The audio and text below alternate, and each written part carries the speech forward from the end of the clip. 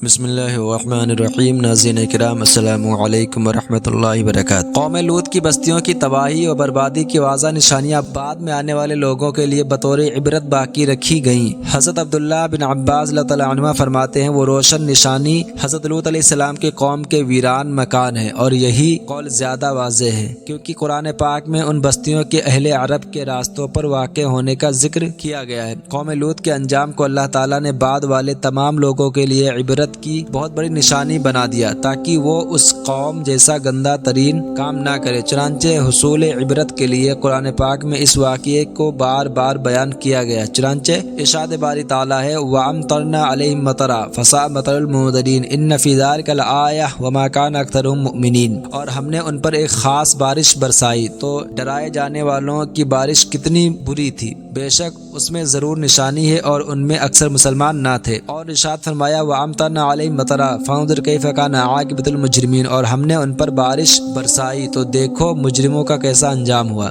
اور ارشاد فرمایا، إِذْ نَجَّيْنَاهُ وَأَهْلَهُ أَجْمَعِينَ إِلَّا عَجُوزًا فِي الْغَابِرِينَ ثُمَّ دَمَّرْنَا الْآخِرِينَ وَإِنَّكُمْ لَتَمُرُّونَ عَلَيْهِمْ مُصْبِحِينَ وَبِاللَّيْلِ أَفَلَا تَعْقِلُونَ۔ جب ہم نے اسے اور اس کے سب گھر والوں کو نجات بخشی مگر ایک بڑھیا پیچھے رہ جانے والوں میں ہو گئی، پھر دوسروں کو ہم نے ہلاک فرما دیا۔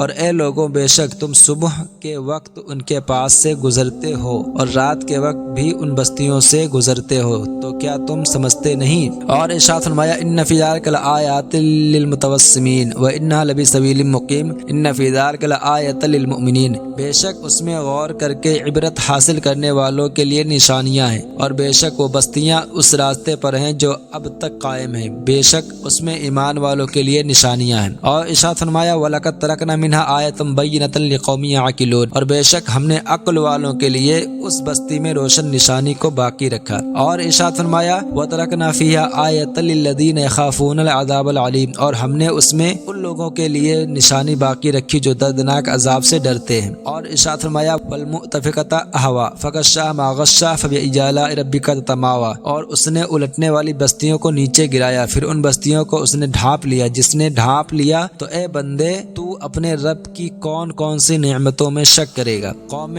لوط کی بستیاں آج بھی اردن کے علاقہ میں ایک عجیب و غریب پانی کی صورت میں موجود ہیں جس میں کوئی جانور، میڈک، مچھلی وغیرہ زندہ نہیں رہ سکتا، اس لیے اسے بحر مردار کہا جاتا ہے۔ نیز ان آیات سے ایک بات یہ بھی معلوم ہوئی کہ ایمان اور دین، عقل اور فراست اللہ تعالیٰ کی بہت بڑی نعمت ہے، کیونکہ اس سے تقوی اور طہارت نصیب ہوتی ہے۔ بے عقل، غافل اور کافر ایسے واقعات کو اتفاقی یا آسمانی تاثیرات سے مانتا ہے جیسا کہ آج بھی دیکھا جا رہا ہے، لیکن عقل مند مومن ان کو مخلوق کی بدعملی کا نتیجہ جان کر اللہ تعالیٰ سے ڈرتا اور بندگی کا راستہ اختیار کرتا ہے۔ شریعت مطہرہ میں لواطت یعنی بدفعلی کی سزا یہ ہے کہ اس کے اوپر دیوار گرا دی جائے یا اونچی جگہ سے اسے اوندھا کر کے گرایا جائے اور اس پر پتھر برسائے جائیں یا اسے قید میں رکھا جائے یہاں تک کہ مر جائے یا توبہ کرے، یا چند بار ایسا کیا ہو تو بادشاہ اسلام اسے قتل کر ڈالے۔ اس مسئلے کو صدر الشریعہ بدر الطریقہ حضرت علامہ مولانا مفتی محمد امجد علی اعظمی رحمۃ اللہ علیہ نے تفصیل سے اس طرح ذکر فرمایا، اغلام یعنی پیچھے کے مقام میں وطی کی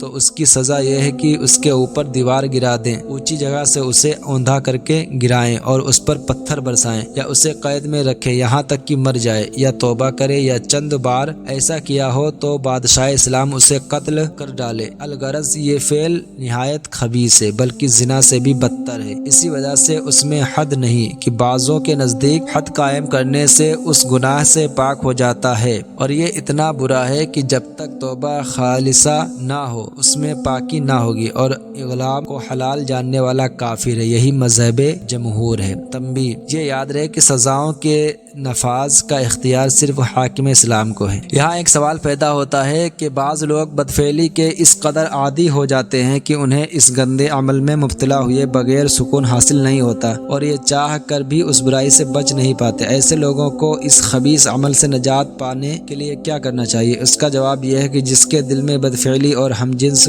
پرستی کے محبت رچ بس گئی ہو اور وہ کوشش کے باوجود بھی اس عمل سے دور نہیں ہو پا رہا، اس کے لیے اس سے نجات حاصل حاصل کرنا مشکل ضرور ہے لیکن ناممکن نہیں۔ اگر یہ سچی نیت اور پختہ عزم و ارادے کے ساتھ درج ذیل تجویز پر مکمل ایمانداری سے عمل کرے تو اللہ تعالیٰ کی رحمت اور اس کی عنایت و توفیق سے وہ بدفعلی اور ہم جنس پرستی سے نجات پا جائے گا۔ بارگاہ الہی میں لواطت سے سچی توبہ کرے۔ اس کی صورت یہ ہے کہ اس گناہ کا اعتراف کرے، اس پر دل سے نادم و شرمندہ ہو اور آئندہ یہ گناہ نہ کرنے کا پختہ عزم کرے اور اللہ سے دعا بھی کرے کہ وہ اس گناہ کو معاف کر دے۔ ارشاد باری تعالیٰ ہے والذین اذا فعلوا فاحشۃ او ظلموا انفسهم ذکروا اللہ فاستغفروا لذنوبهم ومن یغفر الذنوب الا اللہ ولم یصروا علی ما فعلوا وهم یعلمون۔ اور وہ لوگ کہ جب کسی بے حیائی کا ارتکاب کر لیں یا اپنی جانوں پر ظلم کر لیں تو اللہ کو یاد کر کے اپنے گناہوں کی معافی مانگے، اور اللہ کے علاوہ کون گناہوں کو معاف کر سکتا ہے، اور یہ لوگ جان بوجھ کر اپنے برے اعمال پر اصرار نہ کریں۔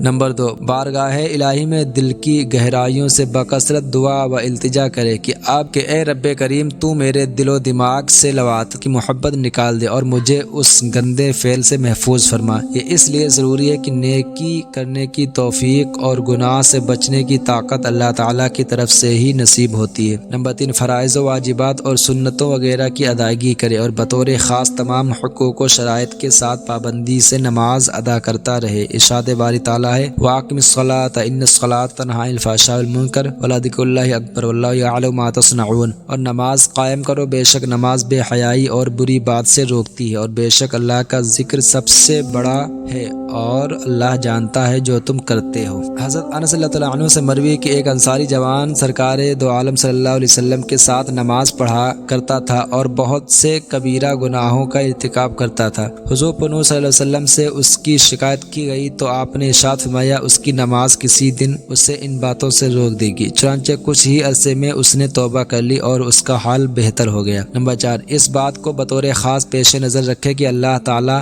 اس کے ہر ظاہری اور باطنی عمل کو جانتا ہے۔ ایک بزرگ فرماتے ہیں اے لوگو، اللہ تعالیٰ تمام مقامات اور احوال میں تمہارے عملوں کو جانتا ہے، تو جسے اس بات کا یقین ہو کہ اللہ تعالیٰ اس کا عمل جانتا ہے وہ گناہوں اور برے اعمال سے بچے اور تنہائی میں بھی طاعات، عبادات اور بطور خاص نماز کی طرف متوجہ رہے۔ نمبر 5، خود کو دینی اور جائز دنیاوی کاموں میں مصروف رکھے اور جب فرصت ملے تو ضروری آرام کے بعد تلاوت قرآن اور نفلی عبادات میں مشغول ہو کر اپنی آخرت کی بہتری کے لیے ثواب کا ذخیرہ اکٹھا کرے۔ نمبر 6، اپنی نگاہیں نیچی رکھے اور کسی مرد، لڑکے، نوجوان یا مرد کو شہوت کی نگاہ سے ہرگز نہ دیکھے اور بدفعلی سے خود کو دور رکھ کر اپنی شرمگاہ کی حفاظت کرے۔ ارشاد باری تعالیٰ ہے قُل لِّلْمُؤْمِنِينَ يَغُضُّوا مِنْ أَبْصَارِهِمْ وَيَحْفَظُوا فُرُوجَهُمْ ذَلِكَ أَزْكَىٰ لَهُمْ إِنَّ اللَّهَ خَبِيرٌ بِمَا يَصْنَعُونَ۔ مسلمان مردوں کو حکم دو کہ اپنی نگاہیں کچھ نیچی رکھیں اور اپنی شرمگاہوں کی حفاظت کریں، یہ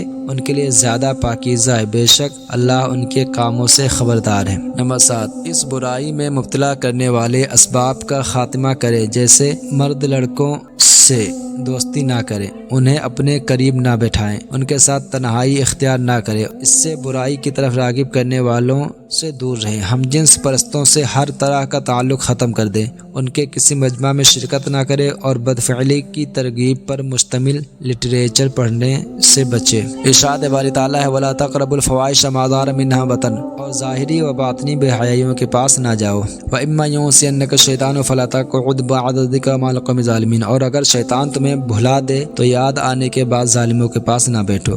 حضرت سیدنا حسن بن ذکوان رضی اللہ تعالیٰ عنہ فرماتے ہیں جس کا خلاصہ یہ خوبصورت لڑکوں کے ساتھ نہ بیٹھا کرو کیونکہ ان کی صورتیں کنواری عورتوں کی صورتوں جیسی ہوتی ہیں، نیز وہ عورتوں سے زیادہ فتنہ میں ڈالنے والے ہیں۔ تابعی بزرگ رضی اللہ تعالیٰ عنہ فرماتے ہیں میں نوجوان سالک یعنی عابد و زاہد نوجوان کے ساتھ بے ریش لڑکے کے بیٹھنے کے ساتھ درندوں سے زیادہ خطرناک سمجھتا ہوں۔ نمبر 8، قوم لوط کے بدترین انجام بدفعلی کی وعیدوں اور دنیاوی نقصانات پر غور کرتا رہے کہ اس سے دل میں اللہ تعالیٰ کا خوف اور اس کے عذاب کا ڈر پیدا ہوگا اور یہ چیز بدفعلی سے روکے گی۔ حضرت لوط علیہ السلام نے اپنے مہمانوں سے ناواقف ہونے کے باوجود ان کی عزت افزائی اور احترام فرمایا، اور اس سے معلوم ہوا کہ مہمان کی عزت و احترام اور خاطر و تواضع کرنا انبیاء کرام علیہ السلام کی سنت ہے، اگرچہ میزبان اس سے واقف بھی نہ ہو۔ حضرت لوط علیہ السلام نے مہمانوں کی بے عزتی کو اپنی رسوائی قرار دیا۔ اس سے معلوم ہوا کہ جیسے مہمان کے احترام میں میزبان کی عزت ہوتی ہے، ایسے ہی مہمان کی بے عزتی میزبان کی رسوائی کا باعث ہوتی ہے۔ اس لیے اگر کسی مسلمان پڑوسی یا رشتہ دار کے ہاں کوئی مہمان آیا ہو تو دوسرے مسلمانوں کو چاہیے کہ وہ بھی اس کے مہمان کا احترام کرے، تاکہ اس کی عزت و وقار قائم رہے، اور مہمان کی بے عزتی کرنے یا کوئی ایسا کام کرنے سے بچے جس سے مہمان اپنی بے عزتی محسوس کرے، تاکہ یہ چیز میزبان کے لیے شرمندگی اور رسوائی کا باعث نہ بنے۔ لواطت و ہم جنس پرستی کی بنا پر قوم لوط پر ایسا عذاب آیا جو کسی اور قوم پر نازل نہیں ہوا۔ اس سے معلوم ہوا کہ بدفعلی و ہم جنس پرستی بدترین جرم ہے، اور یہ فطرتی گراوٹ، بصیرت کے اندھے پن، عقل کی کمزوری اور قلت دین پر دلالت، ذلت و پستی کی علامت اور محرومی کا زینہ ہے۔ اللہ تعالیٰ نے گزشتہ زمانوں میں ہم جنس پرستی کے بدترین جرم کے شکار قوم کو انتہائی ہولناک عذاب میں مبتلا کیا، پھر ان کے حالات و انجام کو بیان کر دیا تاکہ قیامت تک آنے والی نسلیں اس خبیث عمل سے بھی بچیں اور قوم لوط کے انجام سے عبرت پکڑیں۔ لہٰذا ہر ایک کو اور بطور خاص ان لوگوں کو نصیحت حاصل کرنی چاہیے جو فی زمانہ ہم جنس پرستی کرنے اور اس کی ترغیب دینے کے لیے باقاعدہ تقریبات منعقد کرنے اور اسے قانونی جواز مہیا کرنے میں مصروف ہیں۔ فرشتوں نے حضرت لوط علیہ السلام اور اہل ایمان کو قوم کے شر سے بچایا اور عذاب سے نجات دی۔ اس سے معلوم ہے کہ اللہ تعالیٰ کے مقرب بندے اللہ تعالیٰ کی عطا سے بندوں کو آنے والی مصیبتوں سے بچانے کی قدرت رکھتے ہیں اور بچاتے بھی ہیں۔ حضرت ابو ہریرہ رضی اللہ تعالیٰ عنہ سے روایت رسول اللہ صلی اللہ علیہ وسلم نے ارشاد فرمایا، اللہ تعالیٰ حضرت لوط علیہ السلام پر رحم فرمائے، بے شک وہ کسی مضبوط سہارے کی پناہ لینے کی تمنا کرتے تھے۔ ترمذی شریف کی روایت میں ہے، حضرت لوط علیہ السلام پر اللہ تعالیٰ کی رحمت ہو، بے شک وہ کسی مضبوط سہارے کے لیے پناہ لینے کی تمنا کرتے تھے۔ جب انہوں نے کہا، اے کاش تمہارے مد مقابل میرے پاس کوئی قوت ہوتی یا میں کسی مضبوط سہارے کی پناہ لے سکتا، پھر ان کے بعد اللہ تعالیٰ نے جو نبی مبعوث فرمایا اسے اس کی قوم کے طاقتور اور صاحب ثروت قبیلے میں سے مبعوث فرمایا۔ یہاں ایک سوال پیدا ہوتا ہے کہ اس موقع پر حضرت لوط علیہ السلام کو چاہیے تھا کہ اللہ تعالیٰ سے پناہ طلب کرتے اور اسی پر بھروسہ کرتے، لیکن آپ نے اس کے علاوہ وہ سہارے کی تمنا کر کے گویا توکل سے منہ پھیر لیا۔ اس کا جواب یہ ہے کہ حضرت لوط علیہ السلام کے اس فرمان میں کسی مضبوط سہارے کی پناہ لے سکتا سے یہ ثابت نہیں ہوتا کہ آپ نے اللہ تعالیٰ پر اعتماد بھروسے سے منہ پھیرا ہے۔ آپ کا اللہ تعالیٰ کی مدد اور نصرت و حمایت پر بھروسہ اپنی جگہ کامل تھا، جبکہ اس کلام کے ذریعے آپ علیہ السلام اپنے مہمانوں کے سامنے عذر کا اظہار کیا تھا۔ اگر وہ کسی بھی طریقے سے قوم کے برے لوگوں کو مہمانوں سے دور کر سکتے تو ضرور ایسا کرتے۔ نیز حضور اکرم صلی اللہ علیہ وسلم نے جس انداز میں حضرت لوط علیہ السلام کا تذکرہ فرمایا، اس سے مقصود یہ ہے کہ حضرت لوط علیہ السلام نبی ہیں اور وہ ضرورت کے موقع پر اپنے خاندان والوں سے مدد طلب کرنے کی طرف مائل ہوئے، جس سے معلوم ہوا کہ مصیبت کے موقع پر اپنے عزیز رشتہ داروں کی پناہ لینا اور ان سے مدد طلب کرنا جائز ہے۔